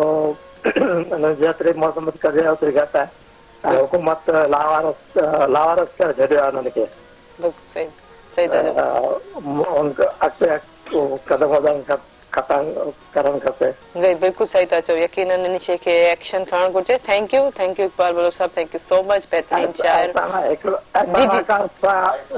हिकिड़ो सुवाल आहे जी जी जी जी जी ज़रूर ज़रूर ऐं आकाश खां हिकिड़ो सुवाल आहे त उहो पंहिंजो हिकिड़े मैगज़ीन जो एडिटर बि आहे जी जी बिल्कुलु बिल्कुलु त उहो छा थो महसूसु करे त सिंध में हुनखे नवां लिखंदड़ पैदा कया आहिनि मैगज़ीन जे करे मैगज़ीन जे साथ साथ थैंक यू इहो ज़रूर जवाबु वठूं था इकबाल बलो साहब पाण बि तव्हां ॾाढा सुठा राइटर सुठा शाइर आहियो सुठी कहाणीकार आहियो थैंक यू सो मच मूंखे इलाही ख़ुशी थी त तव्हां जेके हिकिड़ी सरप्राइज़ कॉल जेकी असांजे प्रोग्राम में तव्हां ॾिनी थैंक यू सो मच जी जी हा छा चवणु चाहींदा इकबाल साईं तव्हां मूंखां वाक़ुफ़ु हूंदो ऐं एहसास मैगज़ीन जे प्लेटफॉर्म खां बि चङी तरह वाक़ुफ़ु हूंदो त मूं वधि में वधि कोशिशि कई आहे त पंहिंजो सिंध जो जेको टैलेंट आहे नौजवान उभरंदड़ जेके लेखक आहिनि ऐं तव्हांखे ख़बर आहे मां हिकिड़ी ॻाल्हि हमेशह चवंदो आहियां त जेकॾहिं उन्हनि नौजवाननि खे असां न छापींदासीं त ॿियो केरु छापींदो ज़बरदस्त ज़बरदस्त ऐं मूं हमेशह जेको आहे नए ट्रेंड खे मुतारिफ़ करायो आहे ऐं ॾिसंदड़ जेको आहे नौजवान जेके मूंखे ॾिसी रहिया हूंदा उहे बि जेको आहे त इन शइ जो शाहिद हूंदा त मूं हमेशह एहसास जे प्लेटफॉर्म तां जिते सीनियरनि खे छापियो आहे त उते वधि में वधि कोशिशि कई आहे त ॿिन्ही जो कॉम्बिनेशन रखे जीअं सीनियर जूनियर खे जूनियर सीनियर सां वाक़ुफ़ु थी सघे प्लेटफॉर्म इहो ॾाढी सुठी आहे त असांजे सिंधी नौजवान खे हिकिड़ो मौक़ो या हिकिड़ो प्लेटफॉर्म आहे त जीअं उन्हनि खे अञा उत्साह अञा लिखण जी चाह पैदा थिए नई नयूं शयूं जेके आहिनि उहे असांजे सिंध लाइ ऐं सिंध जे नौजवान लाइ खणी अचनि पर नाज़रीन हीअं हलूं था शॉर्ट कमर्शियल ब्रेक ते हिन प्रोग्राम सां ताउन कयो टपाल मेज़बान जेके ॿुधाए रिश्तनि जो मान ऐं सिंध जी मेज़बानी जो राज़ बि टपाल मेज़बान चांहि आहे काॾे न वञिजो असां सां गॾु रहिजो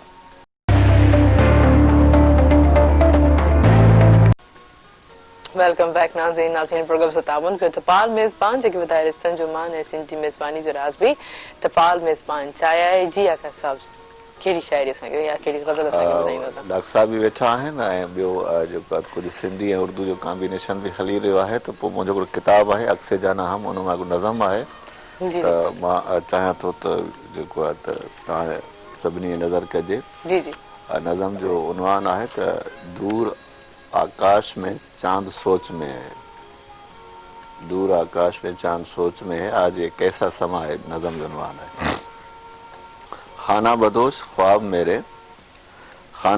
ख्वाब मेरे दर दर की ठोकरें मुकद्दर मेरा मैं एक अधूरा सा ख्याल हूँ मेरी बका तुम्हारी ज़ात में है माहौल उदास है हर सूं धुआं धुआं है दूर आकाश में चांद सोच में है आज ये कैसा समा है हौसले सभी बर्फ बन गए हैं तुम्हारे लहजे की गर्मी से पिघल न जाएं हौसले सभी बर्फ बन गए हैं तुम्हारे लहजे की गर्मी से पिघल न जाएं लम्हे जो ठहरे हुए हैं तारीक कमरे में दर्द की कुर्सी पर बैठा एक अधूरा वजूद सिगरेट के साथ सुलग रहा है गोया अपने आप से उलझ रहा है दूर आकाश में चांद सोच में है आज ये कैसा समा है तुम्हारी एड़ी से जो धूल उठती है मेरे गांव की यही बात अच्छी लगती है मुद्दतों बाद कोई यहाँ आया है जिससे मेरा बचपन जुड़ा है।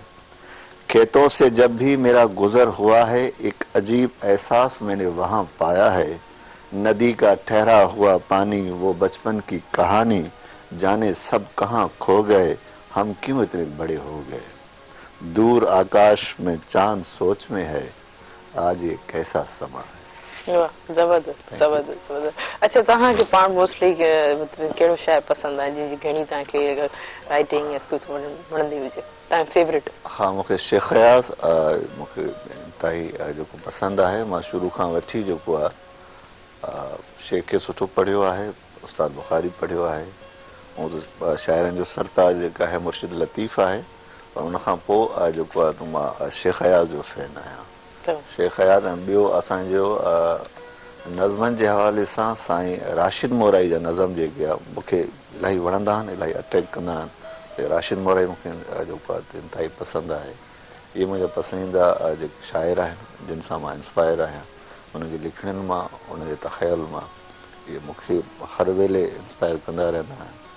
अच्छा, तव्हां नए जेके अॼुकल्ह जा स्टूडेंट्स आहिनि, ख़ासि तौर ते हर की लेवल सां जे शाइरी जा स्टूडेंट्स आहिनि, तव्हां कॾहिं कंहिं चयो त तव्हां पाण बि एॾा बहितरीन शाइर हो, त को गाइडलाइंस ॾियो या कुझु ॾियो, तॾहिं में का गाइडलाइंस या चीज को ज़रूरत हूंदी आहे?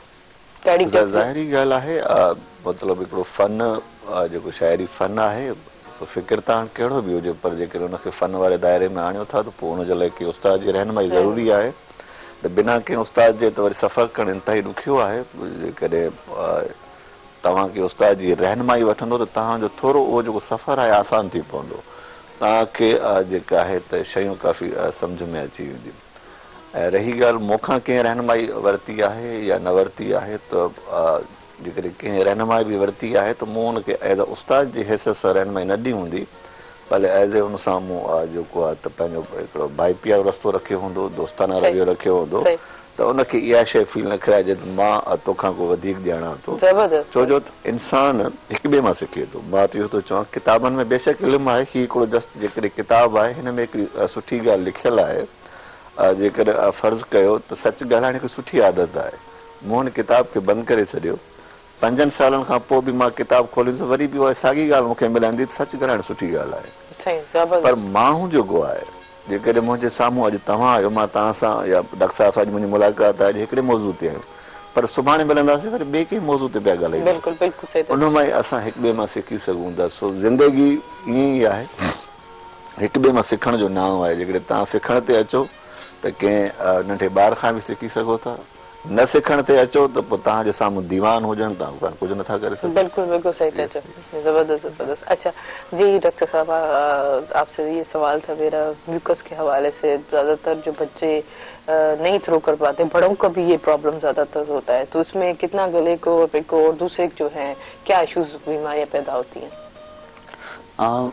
अगर म्यूकस की हम थ्रोट की बात करते हैं तो हमें फिर वापसी जाना पड़ेगा नाक की तरफ, क्योंकि ईयर नोज थ्रोट एक ही स्पेशलिटी है और एक ही डॉक्टर ट्रीट करता है, तो ये एक दूसरे से कंटिन्यू है, ये मिले हुए हैं। तो एक में इश्यू होता है तो दूसरे की वजह से हो रहा होता है। फिर जो नाक के अंदर पोस्ट नेजल ड्रिपिंग जो होती है, असल म्यूकस वो होता है जो नाक जनरेट कर रहा होता है, जा रहा होता है गले में, सही। गले से गुजर कर वो जा रहा होता है चेस्ट में। सही। जैसे बच्चों का हो रहा होता है कि चेस्ट खराब हो गया, नीचे गया, उसके बाद वो गया स्टमक में। सही। वो स्टमक को भी डिस्टर्ब कर रहा होता है। तो ये इसके रीजंस हैं, और या तो वो एलर्जी की वजह से होगा, या बोन की वजह से होगा, या पोले वगैरह की वजह से होगा। तो म्यूकस को ट्रीट करने के लिए साथ में नाक के साथ स्प्रे जरूर करना पड़ेगा। अच्छा, स्प्रे एक स्प्रे होते हैं जो कंडीशन को देख के प्रिस्क्राइब किए जाते हैं। तो बहुत सारे आपके जो मरीज मैदे के हैं ना, स्पेशली जो कहते हैं कि लॉन्ग टर्म हमारा मैदा ठीक नहीं रहता, डाइजेस्टिव सिस्टम सही काम नहीं कर रहा, तो उनसे आप हिस्ट्री में जाके पूछेंगे ना, क्या मुझे नज़ला भी रहता है, मेरा गला भी खराब रहता है, सीने में कभी कभी ऑन ऑफ कफ भी हो जाती है, मैदा भी खराब होता है। सही। तो डॉक्टर्स जो होते हैं या तो उनकी स्पेशलिटी अपनी होती है, चेस्ट का हो या स्टमक का हो, वो नेज़ोफेरेंक्स की तरफ ध्यान नहीं ध्यान नहीं देते, देते। सही क्योंकि उनकी स्पेशलिटी नहीं है। वो जो मरीज आ रहा है स्टमक के लिए आ रहा है तो स्टमक को ट्रीट कर रहे होते सही हैं। सही ये पेशेंट को खुद को रियलाइज करना है कि मुझे सबसे पहले इशू कहाँ से हुआ, मसला कहाँ से स्टार्ट हुआ है। जहाँ से मसला स्टार्ट हो रहा है तो उसको उसी जगह से ट्रीट करना सही स्टार्ट सही। करना। अच्छा, मोस्टली जो हम सुने देते कि जुकाम जो हमारा जम गया है, ये साइड हमारा पेन कर रहा है, या फ्लू इतना ज्यादा हो गया है तो ये फेस पे स्वेलिंग हो गई है, फिर स्टीम लेते हैं, क्या ये वाकई सही है? तो फिर स्टीम से वो चीज होती है, क्या वाकई जुकाम फेस पे जम जाता है? जी हाँ, ऐसा होता है। फेस के ऊपर ये जो फोरहेड है और जो नज़ला सारा जम जाता है, उसकी वजह से सारा सर में दर्द, आंखों में दर्द, आंखें बंद होना, ये सारा, और सांस में रुकावट होना, ये सारी चीजें हो जाती हैं। सही, मतलब ये ये वाकई ऐसा है, फेस लेकिन पे हाँ इफेक्ट बिल्कुल हो जाता है, क्योंकि इसको फिर इसका कोई ऐसा ऑपरेशन तो नहीं है, लेकिन ये ट्रीट हो जाता है। अल्लाह। लेकिन ये है थोड़ा सा, क्योंकि फोरहेड के ऊपर जाता है, ब्रेन को भी इन्वॉल्व कर सकता है कभी ठीक। कभी। अच्छा, नॉर्मल अगर कोई इशू हो ना हो तो हम स्टीम ले सकते हैं? स्टीम तो ले सकते हैं, Normally? स्टीम हाँ नॉर्मली ले सकते हैं, क्योंकि जैसे ये मौसम वेदर चेंज हो रहा है तो इस वेदर में तो लेना चाहिए कभी कभी। सही, और वैसे भी लेना चाहिए अगर हाँ, जरूरी है। स्टीम में थोड़ी सी वैक्स बाम डाल के स्टीम लें तो ज्यादा ज्यादा फायदेमंद हो बेहतर है। सकती है, सही, मतलब प्रोटेक्ट करने के लिए, प्रोटेक्ट करने के लिए। जैसे नजला वगैरह कुछ सही। मरीज है ना, वो लेबोरेटरी है, अच्छा, उसको रात को पता लग जाए तो सुबह मेरी तबीयत खराब होने वाली है। हाँ ये तो है। इन सब- तो वो इग्नोर करता है तो बीमार होता है। सही। अगर वो इग्नोर नहीं करे, रात को कोई ना कोई टेबलेट, पेनाडोल या कोई ऐसी छोटी सी कोई टेबलेट ले ले, स्टीम ले ले, और सुबह फ्रेश उठेगा। सही। अगर वो इग्नोर करके सो जाता है, यार छोड़ो ऐसे मुझे फील हो रहा होगा, या बिजी होता है, इग्नोर कर देता है इस चीज को, तो वो सुबह उसको उठने में ही प्रॉब्लम हो जाएगी, परेशानी स्टार्ट हो जाएगी। अच्छा, ये इंसान को इतना दर्द भी हो फिर भी इस चीज को इग्नोर करे, इस चीज में वाकई थोड़ा अजीब लगता है। चलो ठीक है, सो जाते हैं, ये हवा लगती है, खास होते हैं, पर भी इस चीज पे हम गैर जरूरी अपनी सेहत के साथ इतना मतलब हम कर दे, ज्यादा पीक पे चली जाए, फिर वो ऑपरेशन की नौबत आ जाए, तो फिर इन पेशेंट्स के लिए आप क्या कहेंगे? देखें, ब्लड प्रेशर हो गया, हाँ। शुगर हो गई, एयर हो गया, नोस हो गया, स्टमक हो गया, फीवर हो गया, ये मरीज को बताते हैं, ये मरीज को बता देते हैं कि भाई आप की बॉर्डर लाइन क्रॉस हो रही है, अब आप एक्टिव हो जाएं, सही। आप रॉन्ग वे में जा रहे हैं, आप सीधे हो जाएं, वरना मैं आपको तंग करूंगा। सही सही। तो जैसे ब्लड प्रेशर बढ़ना हो रहा होता है, स्टार्ट होता है, तो वो मरीज को पता लग जाता है, हेडेक स्टार्ट हो जाएगा, सिलो सिलो पता चल जाता है, पता चल जाता है। एकदम से वो जो इग्नोर करता है तो वो बढ़ता है। सही सही, ये चीज मतलब इग्नोरेंस में हमें नहीं लानी चाहिए। नहीं। अच्छा, आपने जैसे बताया कि वैसे आपको फ्री टाइम मिलता है आपको अपने पर्सनल के वक्त निकालने के लिए, तब आप क्या करते हैं? मेरा सोशल वर्क की एक्टिविटीज में मैं अच्छा। हर वक्त रहता हूँ, और जो मेरी जॉब होती है वो ड्यूटी पूरी हो जाती है तो उसके बाद मैं अपना कोई ऐसा प्राइवेट क्लिनिक वगैरह नहीं करता। जो मेरी चैरिटी है 50 रुपये पर्ची के ऊपर, तो बस मैं उसी को, चैरिटी सेंटर है अल अशरफ वेलफेयर ट्रस्ट का, जिसका मैं जनरल सेक्रेटरी हूँ, तो उसके अंदर हमने 50 रुपये पर्ची में सारे स्पेशलिस्ट कंसल्टेंट को हायर किया है, और उसमें ही मैं अपना टाइम वर्क करता हूँ, क्योंकि मरीज को खिदमत खल्क 50 रुपये पर्ची में बहुत महंगाई है। इस दौर में 50 रुपये में आपको कंसल्टेंट मिल जाए, 50% के ऊपर लेबोरेटरी मिल जाए, एवरी टेस्ट इन 50%, और डिजिटल एक्सरे एंड अल्ट्रासाउंड 50% के ऊपर आपको मिल जाए। मरीज को पुअर पेशेंट हैं, हर जगह पर बहुत सारे काम कर रहे हैं, सोशल वर्क कर रहे हैं, लेकिन कोई चैरिटी ओपीडी कर रहा है या लैब्स कर रहा है, कुछ ऐसे कर रहा है। हमने ये अल अशरफ वेलफेयर ट्रस्ट ने ये सोचा है कि हर चीज एक मरीज को एक ही जगह पर सारी चीजें प्रोवाइड हो, जिसके अंदर मोराई साहब हमारे बड़े डोनर भी समझे, कंट्रीब्यूट भी करते हैं और टाइम भी देते हैं। जबरदस्त जबरदस्त। वो तो हमेशा कोशिश करते हैं कि कहीं ना कहीं जहाँ भी खिदमत खल्क को वहाँ पे कंट्रीब्यूट अपना ऐसा जरूर। बिल्कुल, मेरे को खास के हवाले से मोराई साहब ने बहुत काम किए हैं। बिल्कुल बिल्कुल, बहुत अच्छा, और ऐसा ही करना चाहिए। और जो लोग कहते हैं कि ये मीडिया पे दिखाते हैं, ये दिखाना हमें दूसरों को एहसास दिलवाते हैं कि भाई इस तरह हम किसी की हेल्प कर सकते हैं, पॉजिटिविटी में हम दिखाते हैं। और दिखाना चाहिए, चाहिए रीजन के जेलिसी तो लोगों में होती है, बिल्कुल। तो वो जेलिसी में ही लोगों का कुछ को तो फायदा करे। सही सही, जबरदस्त जबरदस्त। अच्छा आकाश साहब, तव्हां ने तव्हांखे पाण केतिरी मौसीक़ी सां केतिरो लगाव आहे? कंहिंखे जेके सिंध जा कहिड़ा जेके सिंगर आहिनि तव्हां मोस्टली उन्हनि खे ॿुधायो पसंदि कंदा आहियो? मौसीक़ी सां शाइर जो जेकॾहिं लगाव न हुजे त मां सम्झां थो त बेकार आहे।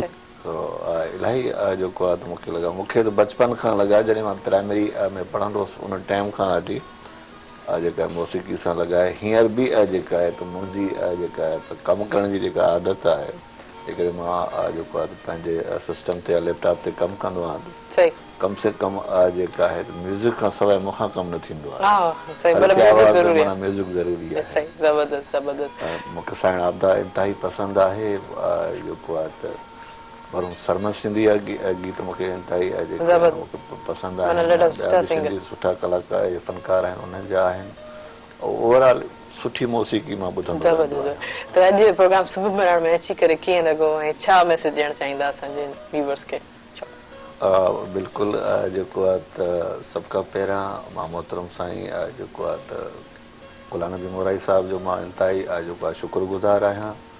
प्रोग्राम मैनेजर भाउ मुर्तज़ा मजबूर, भाउ ख़ालिद जागराणी ऐं भेण तव्हां, पूरी समूरी ही जेका महिराण सथ आहे, जेके दोस्त अहबाब जेके बि आहिनि, उन सभिनी जो जेको आहे त मां इंतिहाई थोराइतो आहियां। मूं जहिड़े अदना माण्हू खे हुननि जेको आहे त हिकिड़ो पंहिंजे प्रोग्राम में मदू करे इज़त बख़्शी आहे, मां इहो हमेशह यादि रखंदुसि।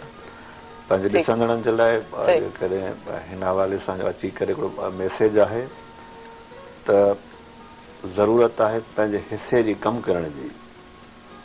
ॾिसो न, तव्हां जेकॾहिं कमु करण जे लाइ समाज में निकिता आहियो, त जेकॾहिं हर क्रिटिसाइज़ वारे ते तव्हां तवजो ॾींदो त तव्हां पंहिंजी मंज़िल ते न पुॼी सघंदो। मंज़िल तव्हांजे मक़सदु जेको आहे तव्हांजो आॾो हुजे, तव्हां पंहिंजे हिसे जो कमु कयो। दुनिया तव्हांजे लाइ छा थी चए, शख़्सी मुखालफ़त हर कंहिंजी आहे। सो बहितर इहो आहे तव्हां पंहिंजे मस्बत रुख़। थैंक यू, जबरदस्त। इग्नोर करना मुझे जी। आज आपको कैसा आके लगा और क्या कहना चाहेंगे? कोई शॉर्ट में मैसेज देंगे? आज सबसे पहले तो मैंने थैंक यू मोराई साहब को किया है कि उन्होंने मुझे आज मीरपुर खास के हवाले से इतनी बड़ी अपॉर्चुनिटी दी, सारी टीम का जिन्होंने इनवाइट किया और मीरपुर खास के ऊपर डिस्कस हुई। और सबसे पहले व्यूअर्स के लिए जो अवेयरनेस हमने आज प्रोग्राम किया, अल्लाह ताला इसको कबूल अता फरमाए। बिल्कुल बिल्कुल, जबरदस्त, बहुत खूबसूरत अवेयरनेस, बहुत और जनरेशन के लिए एक छोटा सा मैसेज है, जी जी, प्रेयर रहें, मंजिलें आसान हो जाती हैं। जबरदस्त। तो जब आपका कॉन्फिडेंस बिल्डअप नहीं होता तो आपको छोटी सी मंजिल भी आपको बहुत मुश्किल लग रही होती है। माँ बाप की खिदमत करो और प्रेयर लें, मंजिल आसान हो जाएगी। Thank you doctor Farhan, thank you so much साहब, थैंक यू सो मच असांजे प्रोग्राम में शामिल थियो, पंहिंजो कीमती वक़्तु कढी करे। वॾी वॾी महिरबानी तव्हां ॿिन्हिनि जी। जेतिरो नाज़रीन असांजे प्रोग्राम जो वक़्तु पंहिंजो पुॼाड़ी ते पहुतो आहे। हिन प्रोग्राम सां ताबुन कयो हो टपाल मेज़बान, जेके वधाए रिश्तनि जो मान ऐं सिंधी मेज़बानी रासवी टपाल मेज़बान चाहे। दुआनि में यादि रखिजो। इंशाल्लाह सुभाणे वरी मुलाक़ात थींदी। तेसिताईं पंहिंजी होस्ट खे ॾींदो इजाज़त। अल्लाह हाफ़िज़।